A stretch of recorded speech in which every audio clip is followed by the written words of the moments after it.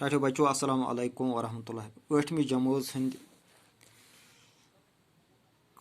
बापत यह ब्याख सबक कशरी किताबि हुंद तुहंदि सबक मज माश तुलुर यह 8म।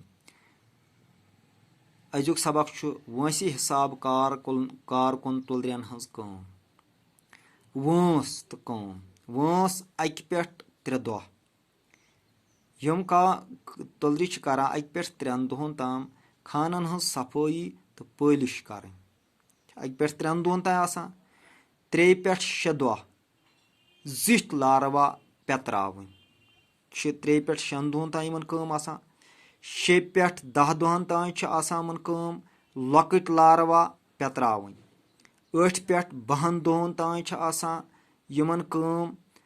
लकट लारवा पेत्रावन ना 8 पे 12 दोहन ताम रन खेवनावन चावनावन 1 पे 18 दोहन हायु साफ कर 10 पे 20 दह मोम त्राउन तो फर बनावन 18 पे 20 दोहन ताम हाइवच रच रावट कर 21 पे मरनस ताम यूर नेक्टर आब तो तुलरि माय सारुन पे। यह सबक अजुक सबकस मुतलक कर बह तह सवाल।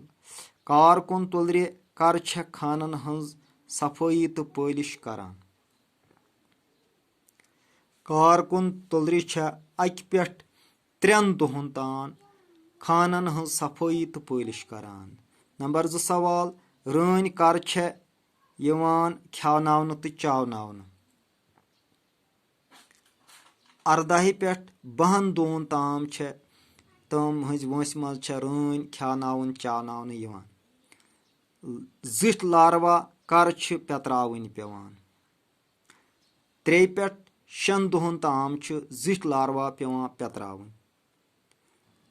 4 सवाल हाइवच रच रावट कर कर 18 पे 20 दह ताम हाइवच रच रावट करन पेवान।